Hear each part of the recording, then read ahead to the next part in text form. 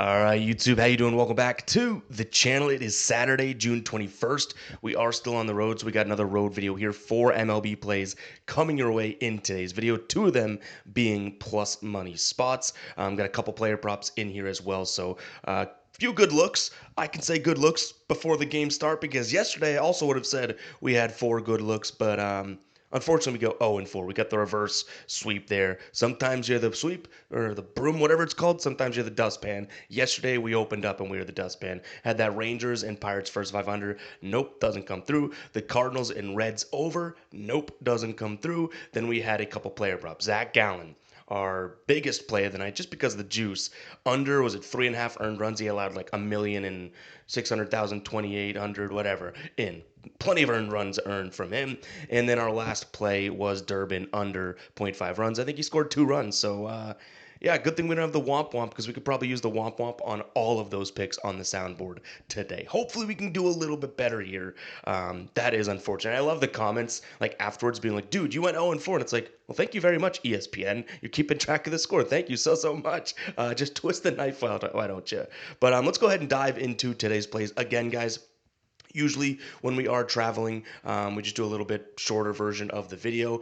When we're not, if you are new and this is your first video you're seeing, we go through each and every game, each and every day. I give you my prediction on the side, total, any player props that we like. When we do travel, because we don't have the hours and hours and hours in the morning to prep, record, edit, post, all that stuff, we do an abbreviated version of the video. And I do apologize to the people that kind of seem to get butthurt about that, like saying that these videos stink and whatnot.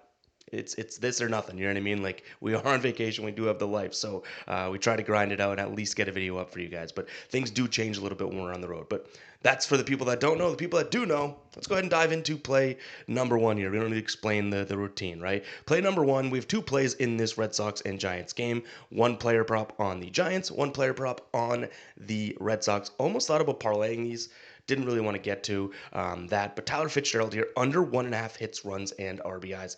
This is almost a staple play for us at this point. We've cashed plenty of Fitzgerald's unders, right? Now, the reason I do like this one is I like his matchup here against Brian Bale. First and foremost, like we said, we've cashed plenty of Fitzgerald this year. He's actually hit the under in 13 of 18 games at home against right-handed pitchers. At home this year, he's cashed the under in 17 of 24, and just on the season in general, 38 of 54%. So that is 70%. So we have a trending play here, but what I like is the fact that he's going up against a righty. His batting average drops, his WRC plus drops, and then Brian Bayo, who hasn't exactly had the worst season, his batting average against right-handed bats, which Tyler Fitzgerald is, drops down to 237. His ERA drops a whole point and a half, run and a half, I guess. WOBA drops down from 324 on the season to 276. The only concern I have here would be the pitch mix. Brian Bayo's sinker, when it's on, it is good, but that is the pitch that Tyler Fitzgerald can hit.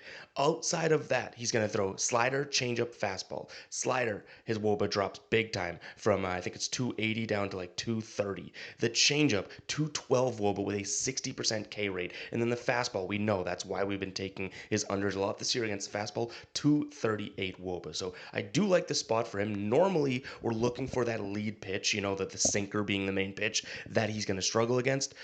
Unfortunately, that is the one that he does hit, but these other spots, the curve, the change, the fastball, you know what I mean? Like these are, excuse me, the slider, the change, of fastball. Those are the pitches that we're really targeting and hoping that we see Brian Bayo kind of on against him. And again, Brian Bayo has been pretty damn good against righties this year, so I like the under here. Minus 140, I believe that is over on, minus 140 is over on DK. You can get this in the mid minus 140s. I wouldn't pay it up to where it is at like MGM right now at minus 160. That's a little bit pricey, but maybe if it's all you got, I still do like the look. I think that price might be a little pricey. Next up, we got, again, a player prop in this same game. Roman Anthony. Yes, I'm a Red Sox fan. Yes, this is the promised child. He's supposed to turn everything around. But I do like his under 0.5 bases today. Now, the reason I like that is very similar to what I just talked about with Tyler Fitzgerald. I like the pitch mix. I like the fact that he's not hitting that well. He's trending in that direction.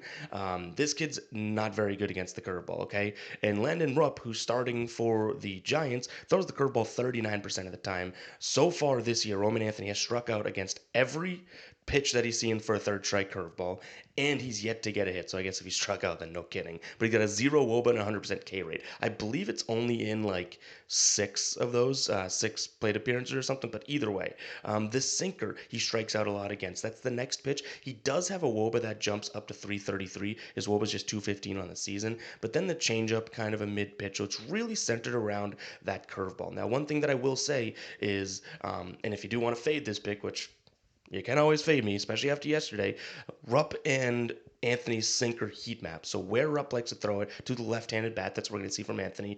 Up and outside for the sinker, which it kind of sinks back down middle of the plate, right? That's where Anthony is actually hitting the sinker. So if you do want to fade it, yes, the actual location of the pitch could give us trouble, but we really have a small sample size from this kid right at the plate. So for both these guys, for all intents and purposes, so I don't necessarily want to put too much stock into that. I like the idea more so that this kid isn't hitting. He got a hit yesterday. So far this season, he's yet to get hits in back-to-back games. If he screws us, then fine. Maybe it's a win-win for me as a Red Sox fan. But for plus 125, kind of like the idea of him under 0.5 bases. Now, before we do move on, guys, I do want to talk to you guys about Novig. Talked to you guys about them yesterday, and we've been getting a lot of messages and feedback on this, and which is really, really cool because I've just started to use this a couple months ago, right? And I've kind of waited, dipped my toe in, and wanted to test it myself before starting to promote it to you guys. I've been thrilled, and it seems like the feedback, you guys are on board as well. It is operating just like a normal sportsbook, except you have better lines, better odds, because people like you and me are setting these things up, right? So go and check it out. I have a link down in the description as well as the pinned comment.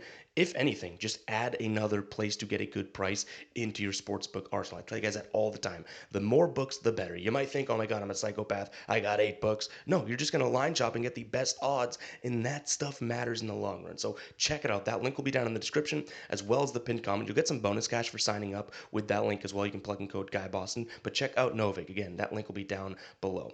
Play number 3 here. I like this one. It's definitely the juiciest one on the board. Speaking of juice, let me get some morning juice. Bad cup of coffee. Love these Airbnbs. First 5 innings under 4.5 here for the Royals and the Padres. I would say that this is backing Noah Cameron more than Dylan Cease, but obviously with Dylan Cease in mind, he's been pitching fairly well. I think he had that little, I guess we could say, minor hiccup against the Dodgers, right? But even from a first 5 perspective, in terms of these two guys and their trend so far this year, right? Let me pull that up so I can speak factually about it.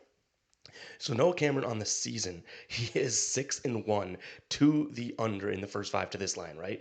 On the road, yet to break one. He's gone against Tampa Bay, Minnesota, St. Louis. Sure, not exactly the best offenses, not bad offenses though, and he's 3-0 to the under, right? We flip it over to Dylan Cease on that side of things. Okay, this season just 60%. I think he is 6-4 in terms of his season to this line, and he's pitched against some good teams, right? You throw out the Dodgers games, all of a sudden he's 6-2. You throw out there's one other team that kind of got to him as well, but so far he's been doing pretty good if you exclude some of these really good offenses, especially the Dodgers twice.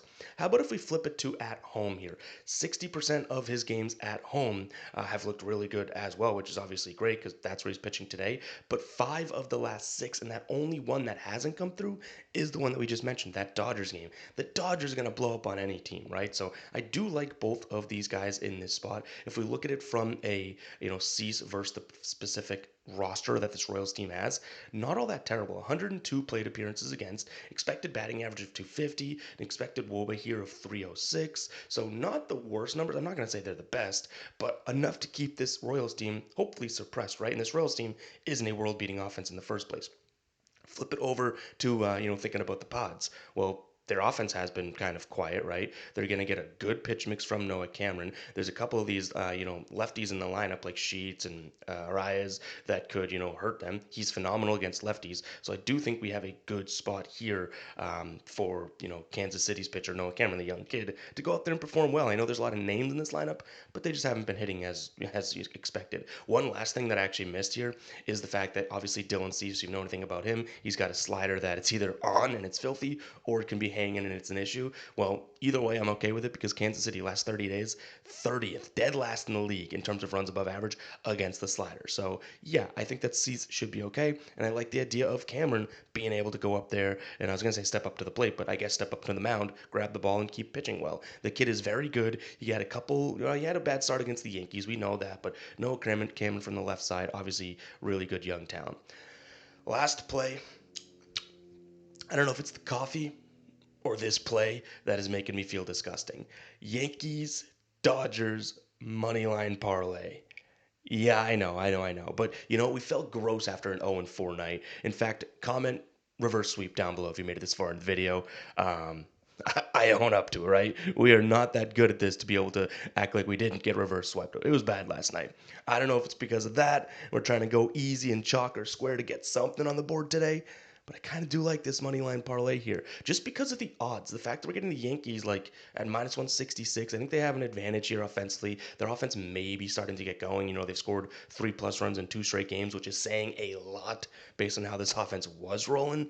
Hopefully Schmidt can be okay. And then on the other side of things, the Dodgers. It's the Dodgers versus Jake Irvin, and what really put me over the edge with the Dodgers, obviously they're huge money line favorites and whatnot, but the fact that they're to get like a nice price tag for their team total, you'd have to go over 5.5.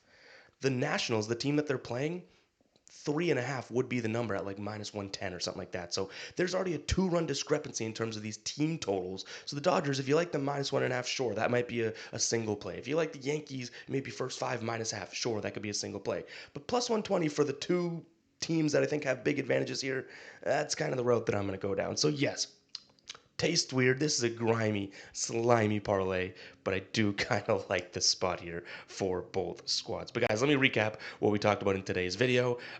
Hopefully, maybe we just make up for a total sweeping last night and do a sweeping of our own, right? Little heavyweight fight here. But we have Tyler Fitzgerald under 1.5 hits, runs, and RBIs. We move on to Roman Anthony in that game for plus money under 0.5. These will all be listed with the final plays in the pinned comment and the odds and units that we got them at if you are interested in that. But Roman Anthony under 0.5 bases. Then we move on to the first 5 under in the Royals and Pods game.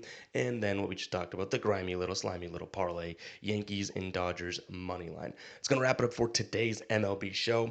Hopefully you guys do enjoy. Got some choice words in the comments yesterday, but I guess rightfully so, right? We put the plays out there. If they're going to be that bad, we're kind of due to own our losses, which we're still having a very good year. We'll have these hiccups every now and then. It is what it is. We'll catch you guys in the next one, right? Peace out.